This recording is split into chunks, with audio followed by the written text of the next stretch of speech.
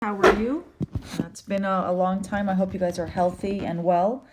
I'm going to teach you what I would have taught you if we were in school, which is section 6.2. It's a continuation of the confidence interval, and we talked about the z-statistic, or finding the z-score to construct our margin of error, and I'm sure you forgot, so you can go back into Google Classroom. The notes for that is still up there. So now we're going to calculate the confidence interval, but this time it's going to be a little more realistic. A lot of times when we are constructing confidence intervals, when we're interpreting data, we don't have the luxury of having the actual standard deviation. So we have the standard deviation of the sample instead. Also, we don't always have the luxury of having more than 30 sample sizes or 30 data items in our sample. So then the central limit theorem doesn't apply.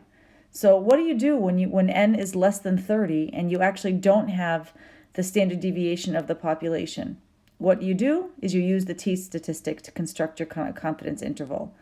And so I'm recording from you that I'm using an older edition of the textbook that you have. So some of the examples might be a little bit different, but other than that, it's formatted the exact same way. It's just an older edition. So I'm looking at example 1 in this older edition of the book, and it's asking you to construct the t-score, which is very similar to the z-score, except for one thing.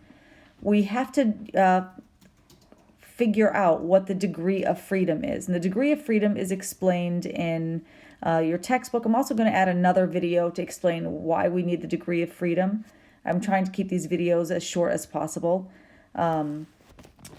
So when we are calculating the degree of freedom, our margin of error here with the t-statistic, we have to first calculate our t-statistic. So there's a chart in the back of your book. I also copied it and put it in Google Classroom. And in order to find the t-statistic instead of the z-score, the t-score, if you will, you have to look at first what's n. So in this particular problem, n is, let me actually see if I can scroll down a little bit. N is 15, okay?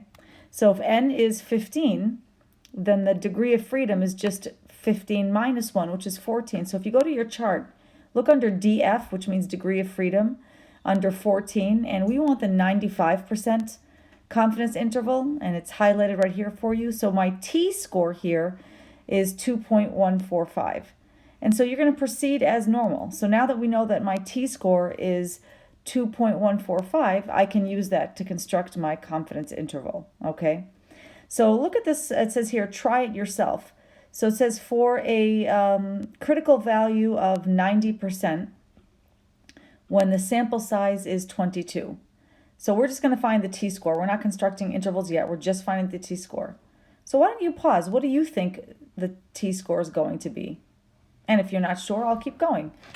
First, you're gonna find the degree of freedom, and the degree of freedom is going to be 22 minus 1, and that's 21. Now 21 right here on my screen, it doesn't go down all the way to 21, it kind of breaks apart. But if you go to Google Classroom, and I'm doing that right now, I actually have that t-distribution chart already printed out for you. And at degree of freedom is 21, and at a 90% confidence interval, my t-score here is 1.721. That's 1.721. So that's the answer to that one. Okay, and I'm going to stop here. I'm going to do another video for another example.